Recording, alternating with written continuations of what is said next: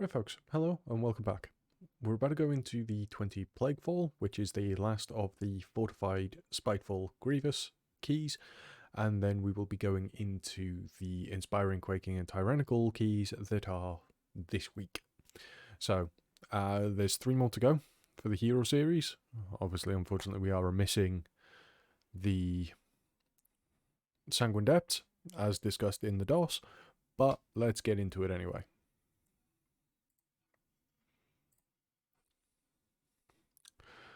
So this first pack is going to be an Invis pack. We are invising straight to Incinerator. Unfortunately, I kind of messed up a bit. I should have cavaliered prior to invising like Time did in order to get further. But thankfully there is this little grace spot where you're going to see me stand just before they pull Inquisitor, or Incinerator rather, where you can come out of Invis and not pull anything. So that's fine. Again, kind of coordinating the kicks. Stage pretty much always at this point will take first kick, unless something goes wrong. Whether or not we're boosting and the boostee is a little bit happy on the kicks, or whatever, but generally, through coordinated groups, Stitch will always be the first one to take a kick.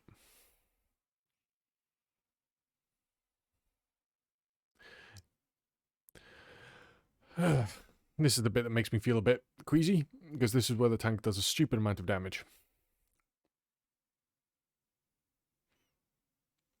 Who needs a Ret Paladin at this point, folks? Our tank's doing 60k DPS.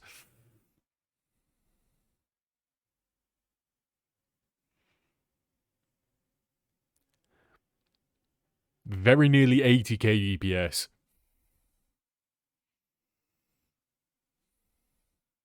Yeah, that's fair. Answers on a postcard, please, ladies and gentlemen.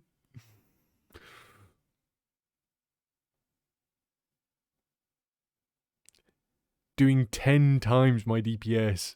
Like, I know I had no cooldowns and stuff, but still. Oh, man. Oh, dear. I am running Pelagos for this key, rather than Mechanicos, so you'll see me play the minigames a few times to get the extra strength.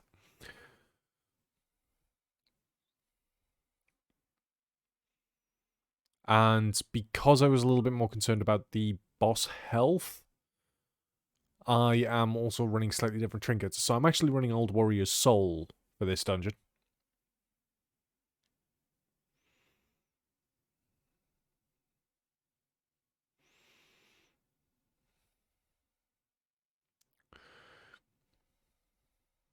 Because going back into the discussion I was saying with my DOS, over the course of the last few 20s, I've been playing around with settings and things like that.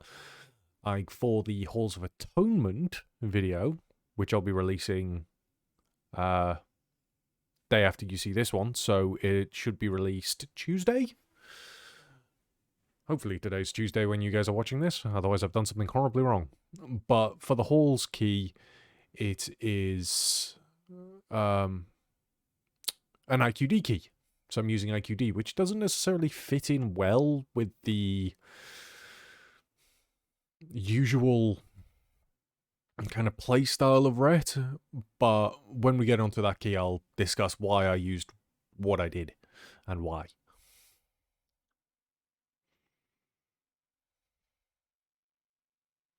Me trying to assist with a dispel, because I can't get in there while the bomb's going off anyway. Sacking Stormy, just to give him some damage, mate. I play the minigame.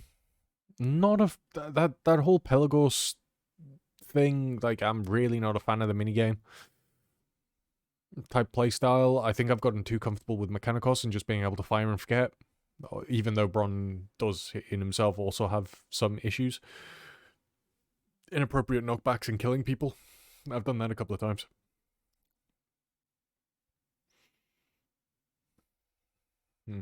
It's worse on this week's affixes when you knock a mob into inspiring range and then it gets a cast off and just, you know, chunks the tank's health. Like, Bron has chosen violence. But anyway.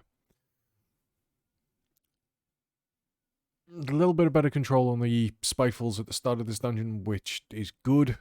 This was done pretty much straight off the back of the DOS that we did.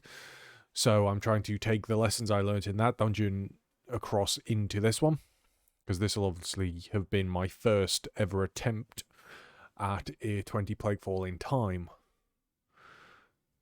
So I've got my concentration face on, which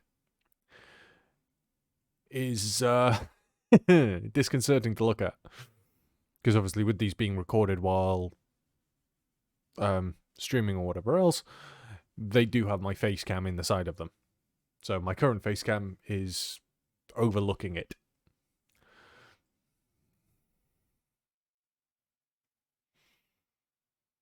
And in the future, if you guys really want to see it, I could have the video cam of me on shore while I talk these through. Might be a little disconcerting that you can't see my mouth move, but it's entirely up to you guys. If you guys want to see me stick my tongue out with my concentration face, like, then I will do.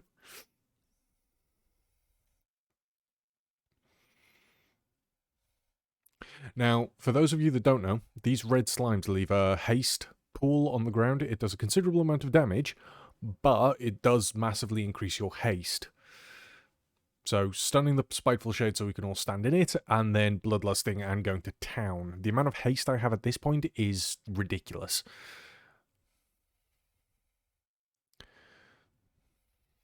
Now, there is a small little minion thing that I see towards the end there.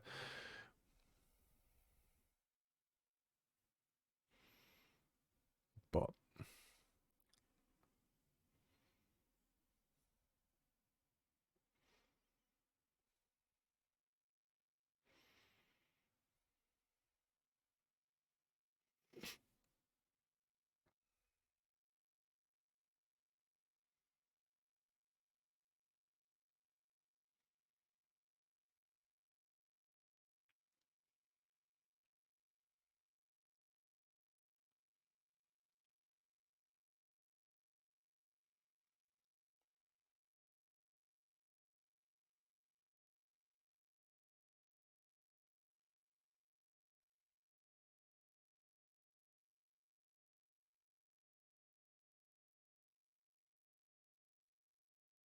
now, because we skipped the first load of ads,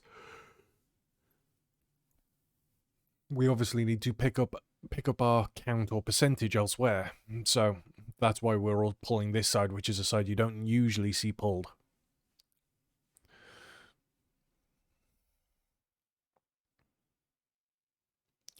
Now, again, because I've been spending so much time playing Mechanicos, I should have picked up those blue balls there. My playstyle with Pelagos is a little bit off, so I'm not getting the full benefit out of his mastery and things like that. Which is a shame, but it's something I need to get better at. As I say, I'm getting too used to Mechanicos and being able to weave in the extra divine tolls in places where they wouldn't usually fit.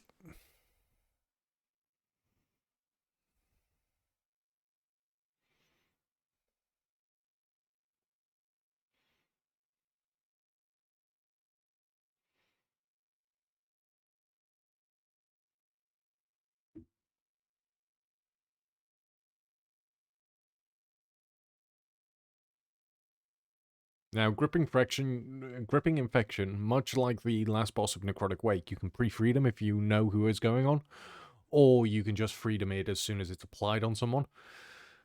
Amounts to much the same, and massively reduces the amount of damage that anyone takes. Time is out of range, but he'll have himself with something, and I just focus here on trying to kill these. I can obviously dispel the corrosive gunk, so having a group where you have 3 people that can disease dispel in Plaguefall is quite handy and reduces some of the danger, because obviously it is a fortified week and these ads do slap, but that doesn't mean to say that you can avoid kicks. So kicking, stunning, and generally maintaining is still the go-to.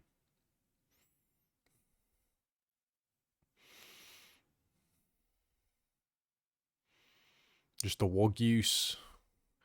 Probably shouldn't have judgmented there. And one thing to note, and this is best shown here during this key, is the fact that when Spiteful spawns, realistically what we should be doing as a group, because we are melee heavy with only the one ranged character, because you've got to remember the time obviously counts as a melee DPS in terms of how mechanics target him, we should really be on the other side of these Spiteful mobs, so we're actually backtracking a lot in order to kite from these Spitefuls a lot of the time, which is detrimental and wastes time in the key. So, next Spiteful week, what I'm going to do is I'm going to rewatch some of these videos and how I did and what I did wrong, and then hopefully, with it being a higher key, hopefully, maybe 22s, 23s, although I doubt Calamity's going to want to push that high, so there may be pugs, I'm going to have to try and be more aware of my placement of these Spitefuls and being able to kite round them. So we can get to the next pack and just keep going.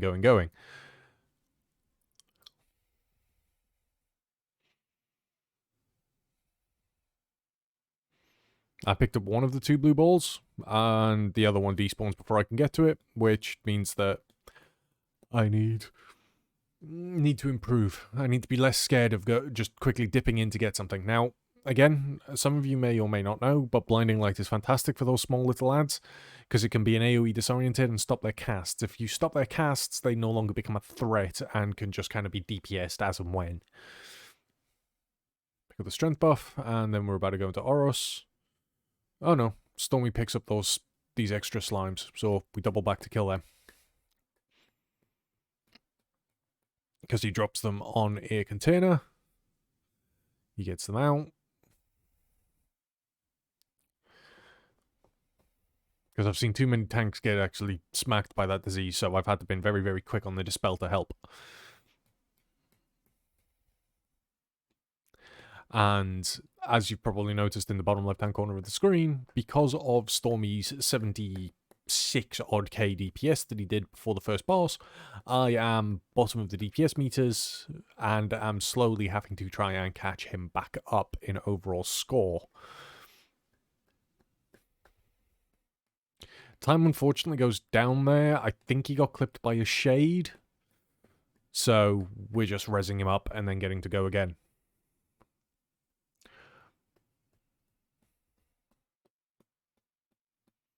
But it's okay. Plaguefall's it's not a massively forgiving key, but there is space to make mistakes. You see there that I take a step back in order to let time do what he needs to and then move. And that's because, in the grand scheme of things, although I could have stood on top of time and done DPS and done a reasonable amount of DPS, it is better to give him time to move so that he is in control of things. Because one thing you've got to remember, especially from a healer's point of view, and I'm sure any healer will agree with me on this, it is much better to be able to prepare and know when damage is coming out than to have to try and react very quickly when things go wrong. It's one of the big reasons why healers are very, very angry players. I used to be a healer myself, and I much prefer planning when things are going to take damage and knowing, right, okay, this ability is coming out in 10, you're the only one that's going to be taking damage, I just need to have you healed. Rather than, oh shit, why do I need to heal 4 people simultaneously? What the fuck is going on? So, giving time the option to move before standing on him is usually the best play.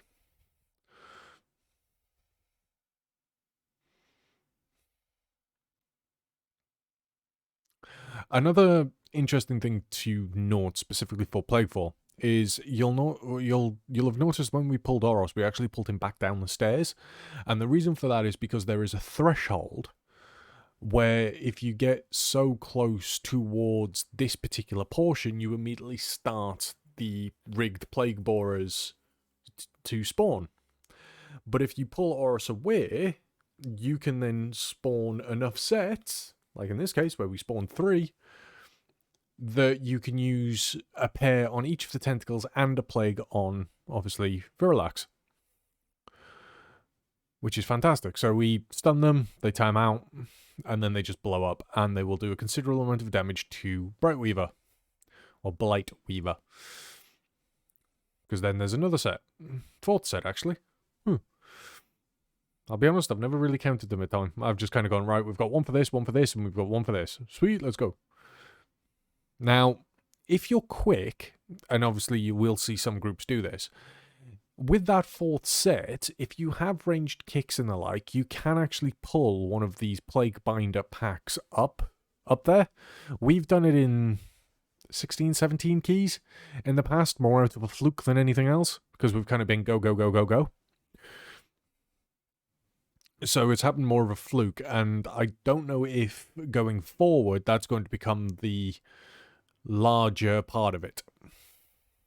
So you can see here that I've kited that Spiteful Shade in a really weird way. What I should have done is probably kited towards Stitch immediately. So rather than strafing to the left, strafe to the right.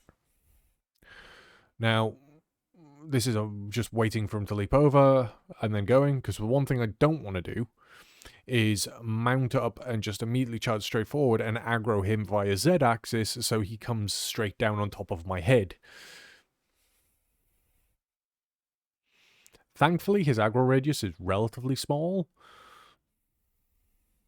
so he doesn't social aggro off those two mobs, which is a massive, massive benefit for us. Not that it makes too much of a difference, because of where we're stood, we could have easily just caused him to respawn. But still, that's time out of the key that we don't necessarily need.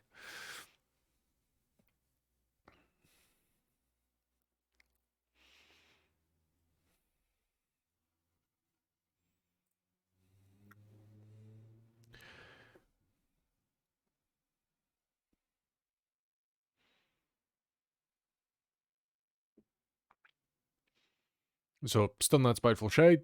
Time was pretty quick on that stun for me, which was great.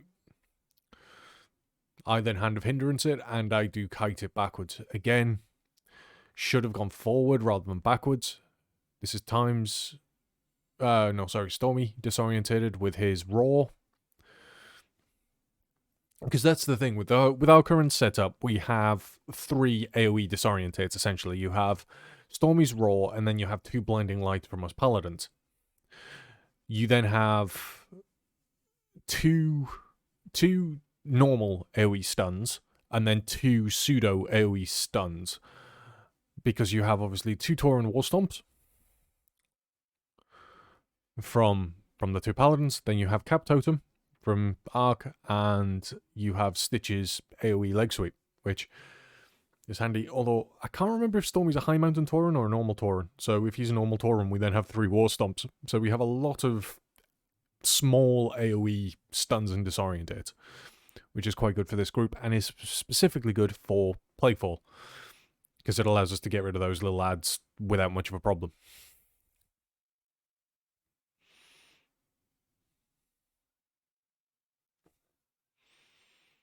Not too much to say about this particular pack, outside of we obviously kill purple, try and kill the Plague Binder, and kill red last.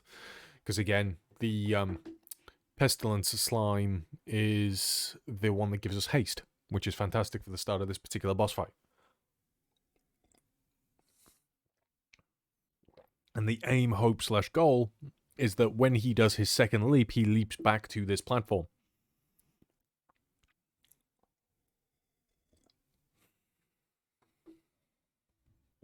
At least that's the goals and the intention anyway.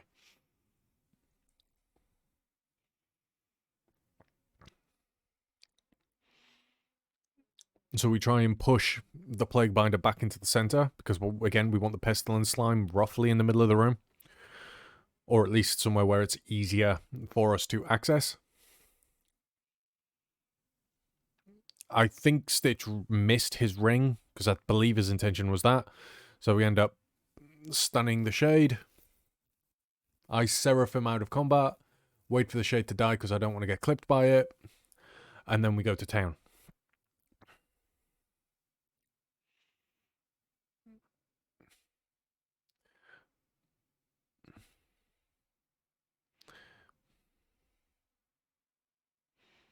Bit of overlap on the movement abilities there, but it's fine. Now, with these being bombs, what you can do is, or as paladins anyway, we can fear aberrations, which is what these slimes come under. So using Turn Evil, we can fear them and undeads, which is fantastic because if you fear that purple thing out of the fight, then you no longer need to worry about killing it. You just need to keep it CC'd. So those strains that went off are because Stormy kept far enough away from Dr. Ikus that his thrash and swipe didn't immediately break the fear that time had put on a bomb. Which means that we can now focus on this. Now, I immediately put Consecration down on where it's going to spawn for the additional damage, and then I'm about to go into my minutes. Realistically, I probably should have just bubbled and said sod it to playing the hokey cokey, but for this particular run, I didn't. You can see the second paralyze as well, so Stitch just paralyzes them out of the way, and if we didn't have Stitch, I would have to be the one fearing them. So like a Necrotic Wake that Time and I did yesterday, we had to coordinate our Turn Evils on 2 different targets. Which does mean that coincidentally my Turn Evil Eye is now on a more appropriately accessible keybind, rather than where my Flash of Light currently is. Which is essentially Alt and my 3rd mouse button on my Razer.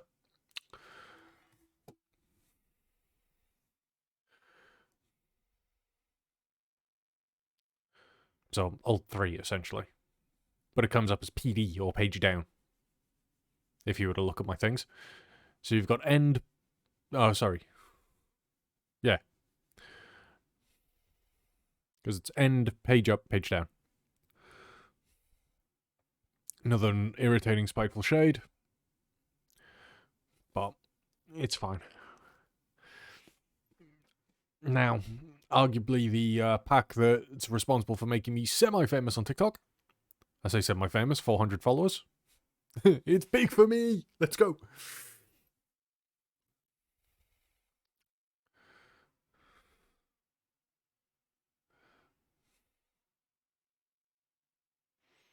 This is just a Paladin pack.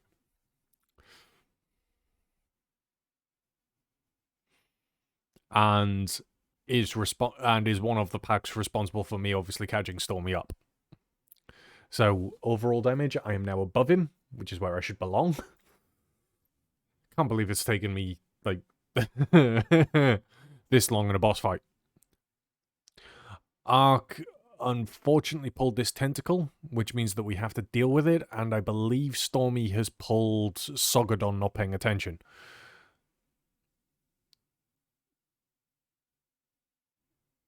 Because Stitch goes down, I get pulled by Sogadon, yeah, and this becomes a little bit hairy.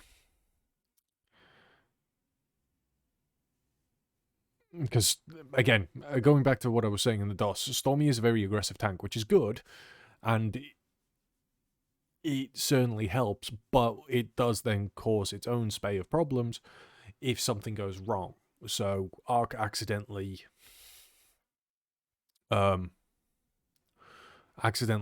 pulling the tentacle results in a situation where we have too much that we can't handle. So, unfortunately, we end up with a few deaths there, because one of the green slimes died in this green mess, so you can't see it to avoid it, which means an incredible amount of damage going out and is pretty much unhealable. But it's okay. 7 deaths, 13 minutes, 2 bosses to go, and a little bit of trash. We're good.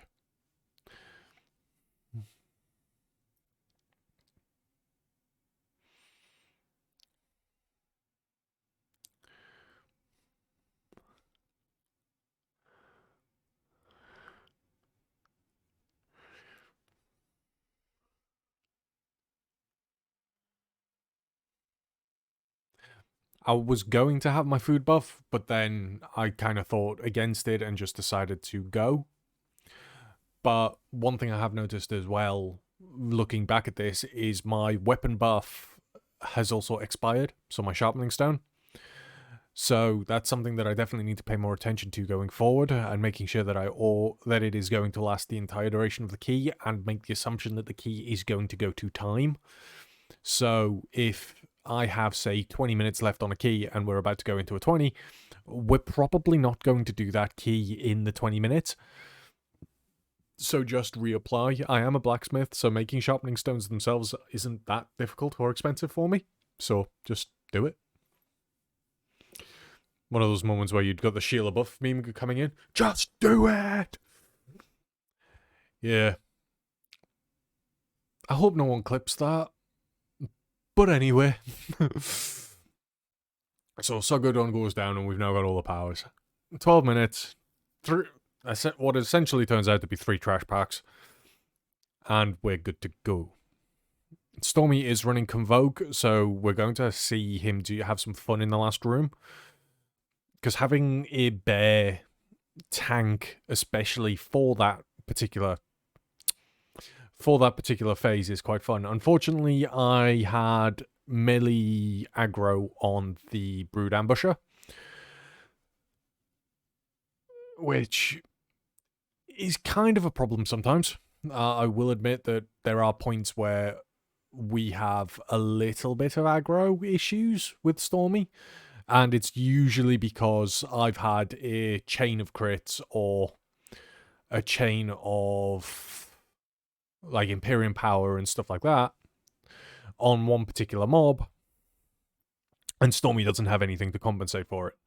It doesn't happen very often nowadays, but still the odd occasion. It's usually when I'm clapping off. So RNG is RNG. But hopefully,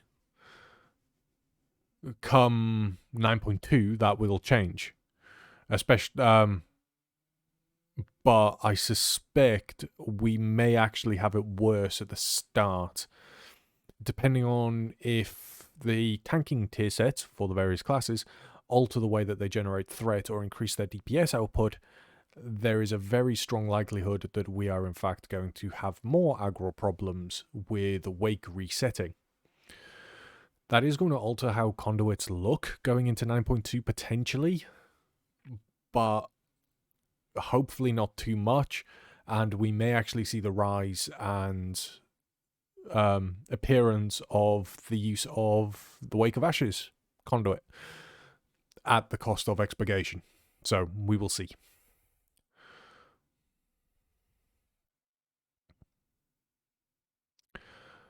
I will, at some point, just while this pack is being cleaned up, I will at some point release a 9.1.5 Ret Paladin guide and probably look to 9.2 it as well. It won't be as long as my other guides by any stretch of the imagination. It's just going to be a cleanup where I discuss various changes and my experiences more than anything else. Because there are still times where you're going to want to run Divine Resonance as your legendary of choice in certain dungeons, primarily looking at you, Theatre of Pain, where it is very, very light on trash and has obviously 5 bosses to do, which, as you'll see in my Theatre of Pain review, is, which will be coming up in the next few days, is very much a boss rush on tyrannical weeks. Like, that's all you care about. Now, a quality of life thing for this particular boss in particular, Dominant Venomblade, especially if you're running Tempest the Lightbringer legendary, because you can throw Divine Storms, essentially, you can pull things out of stealth. You see that I tried there, but there's a reason for it. Now, unfortunately, it only has a 20-yard range, which isn't that far in the grand scheme of things. But in order to pull things out of stealth, you actually need to hit the very, very center of the webbing. So the webbed area at the very, very center is the ad that you're looking for. Which, if you've got something like Spinning Crane Kick or Whirlwind, is fine. But you'll see there that I've kind of just thrown a Divine Storm out with Stitch to kind of pull things out, and they immediately come into the pack. And in some keys where we've not had Stitch, I've been able to do a perfectly fine job of that with Consecration, banking enough Holy Power, and a Cavalier. Because you've got to remember, although Cavalier is a Divine Steed, rather, is a 45-second cooldown, it is a mount speed boost. Which, for a Paladin especially, means that you're pretty fast. Now, that, I am going to go back 10 seconds here to pause something. Right. Bob will instantly remove the Shadow Ambush debuff and stun you. If you use it after the stun, or a tank uses it after the stun, we believe it removes the stun immediately, because that's the encounter, or that's the interaction that we found when Time did it to Arc one time. So I basically science it here and immediately bot myself into the stun. So watch.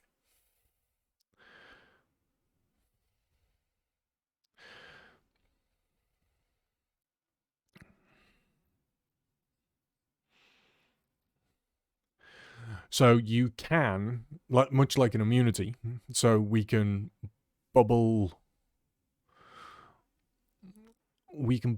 it off the first time, and then we can bop. This kind of improves our uptime a little bit, but you do have to be wary that no one else is around you at the time. Probably the better thing to do would be to use your bop to get rid of the stun after it goes out on somebody, especially if they're melee. So if a melee runs out and they get stunned, immediately bopping them afterwards so they can get back in might be the play. I will continue to science it given the opportunity. Now, this is where Stormy gets to have some fun. He pulls everything and boomies it, I believe.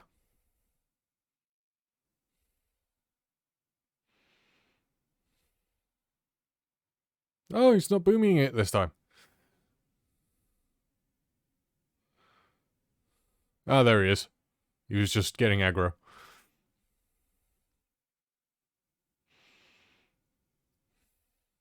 And Alex just having fun because, you know, everything is in clumps.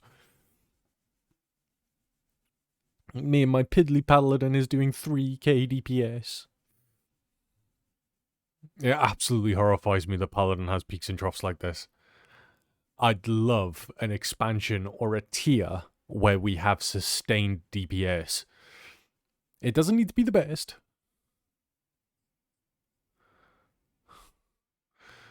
Yeah, it doesn't need to be the best single target sustain.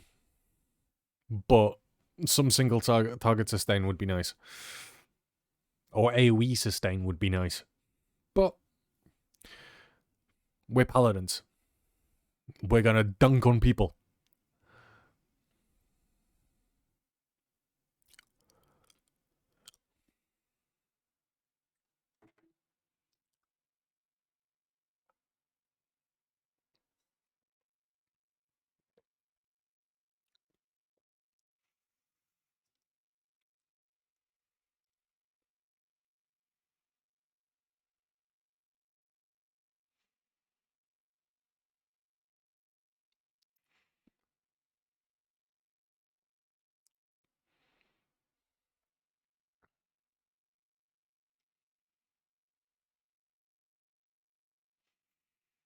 And then Margrave's Stradama. So, dodge the tentacle fight.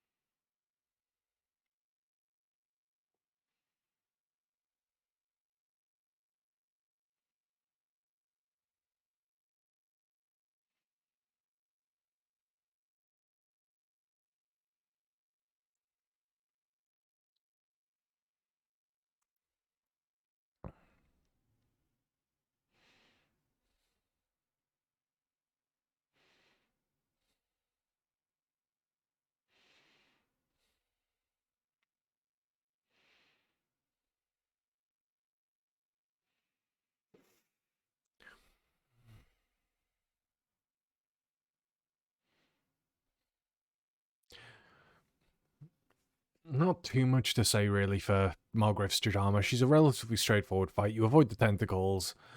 You can disease dispel yourself. this second phase, when we don't really have cooldowns, we can use our minutes, which you'll see me do, but we rely on Bloodlust and time to Venthia his way through this with Ashen Hollow, which would make this fight a lot more painful if we didn't have Vanquish's Hammer, Ashen Hollow. My head's at 9.2 now, so I'm thinking Vanquish's Hammer, because Holy is likely to see some change to Necrolord, depending on obviously how vital Ashen Hollow is.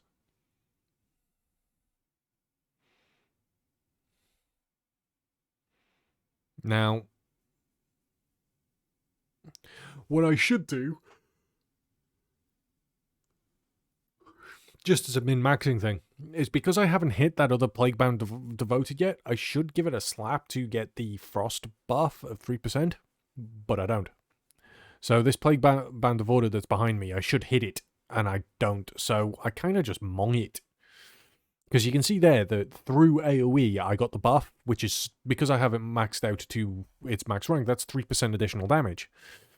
Which doesn't sound like a lot, but if you can min-max that over the course of a minute plus, you do considerably more damage as it progressively stacks and stacks, especially where we're concerned when we've got our burst up and execution sentence. So it was by luck there that our execution sentence hit as hard as it did. Now, this Plaguefall wasn't the cleanest by any stretch of the imagination, and my DPS was somewhat lower at 6.7 as an average. Really, really sucked. But as you'll see in the other two videos that are coming up, my DPS average does actually climb. So my concerns in the previous key about where my DPS sits in relation to everything else, back in the Mists key, I think between dungeon pull styles and things, that is obviously going to have a huge impact on the amount of DPS we do. But hopefully you guys have enjoyed this. Hopefully you have a lovely start to your week. And I will catch you in the next videos. Take it easy and have a good one, folks.